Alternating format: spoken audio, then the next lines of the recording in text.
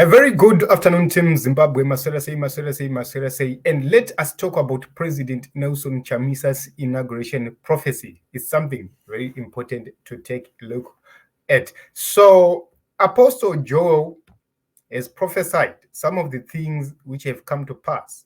And this time around, he's assuring the people of Zimbabwe that no matter the situation, no matter what has happened in the nation of Zimbabwe, you are going to finally see the inauguration of President Nelson Chamisa. And do not look far from now. He says it's close. So it's very important for us to take a look onto these issues so that we keep the records. So he says, encouraging prophetic dream about inauguration of people's president. On Monday, 11 September 2023, I received a dream whereby a sister in Christ, Prophet Dalla Williams, had sent a Facebook Messenger text message about the new Great Zimbabwe presidential inauguration. She reminded me that I need new shoes, new tires for a car, since I had received a new suit for the inauguration. Prior to this dream, he had dreamed a prophetic dream where he had an encounter where he was told that the new suit he received was for the presidential inauguration. So he says, this prophetic dreams adds more clues that time of inauguration of the new president is getting closer. He says he's left with two items, shoes and car tires. He says these are prophetic riddles and prays for more understanding. So I believe that in the prophetic world, some of the things, they come in riddles, and you have to pray, and you have to find other people to assist you or to help you with understanding. So we are going to wait and see. Left with 2 years. This is a question. No, it's very close. We are already in the third great awakening. Fire revival in the body of Christ has already gathered moment. Changes in the United States and Zimbabwe are at hand. The fall of the New World Order agenda by Antichrist globalists is imminent. Global financial crisis is imminent. Why? It's God shaking the nations. Nations are judged here, not in heaven. This is what Apostle Joel is saying right here. So our duty is to make sure that we bring these issues to your attention, and your duty is to pray. And the question is, could this be next year? And it says, the latest deep revelation received from God says the great fall will happen during rain season. So, Team Zimbabwe, we are getting into the rain season. That is between October and around February, March, which means this is the most critical period. So he says, on the day of the great fall, there shall be rain, lots of rain. It will symbolize washing away of sins, a renewal. On this day, Zimbabweans will celebrate, but because of the rain, many will stay at home to hide from the rain. Some will defy the rain and celebrate anyway.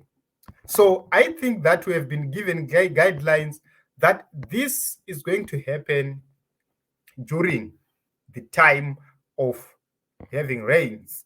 So we believe that we are in October, November, December, January, February, March.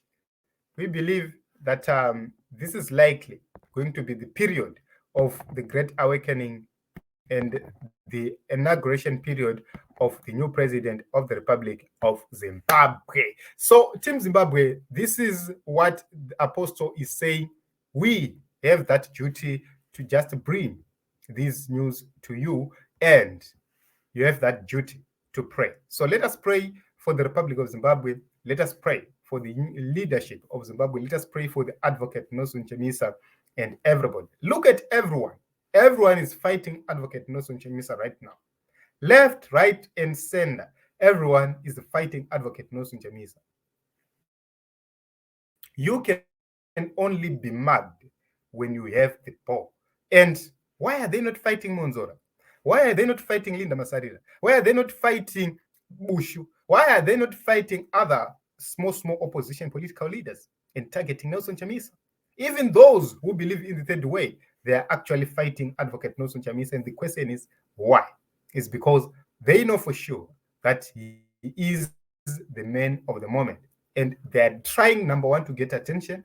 Number two, to confuse. And number three, to cause chaos and anarchy. But will it work? We do not know. If you take a look on what happened this time around, the kind of SADC report we have on Zimbabwe is different. Is it by man's design?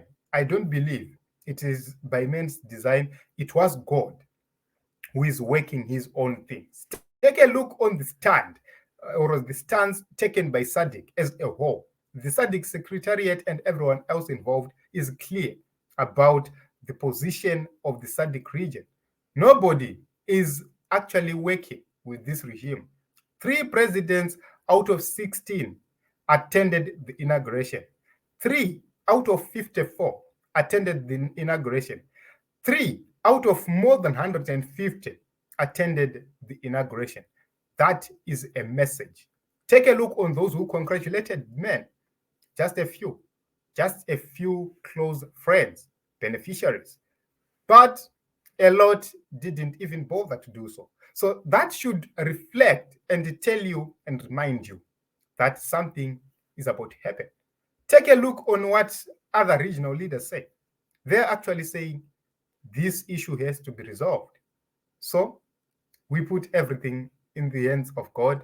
We believe, and we are going to watch and see how things are going to unfold. Our duty is to continue to pray. Let us continue to pray for the advocate. Let us continue to pray for wisdom. Let us continue to pray that the leaders we have are given that opportunity to actually understand bad advice, good advice, sieve through and reflect what is good and do the needful. So it is what it is. Our duty is to bring what is happening. Remember, SANPF is in panic.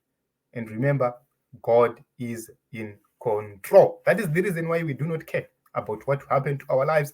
We only care about the will of God. That is the reason why we do whatever we do without fear, without favor. It's because we know that God is the greatest and God is going to protect Zimbabwe. God is moving in Zimbabwe. God is doing wonders in Zimbabwe. God spoke about this new government of the Republic of Zimbabwe way too long from now. And we believe if God is there, there is nothing for us to worry. Just believe, and you'll see wonders in the nation of Zimbabwe. But I warn those who are getting into this new government to self-enrich themselves that it won't end well for you. You have to repent and you have to serve the people. You have to serve God and the people. So it is up to you to decide whether to go to the right side or to go to the wrong side. But remember that change is coming to the nation of Zimbabwe.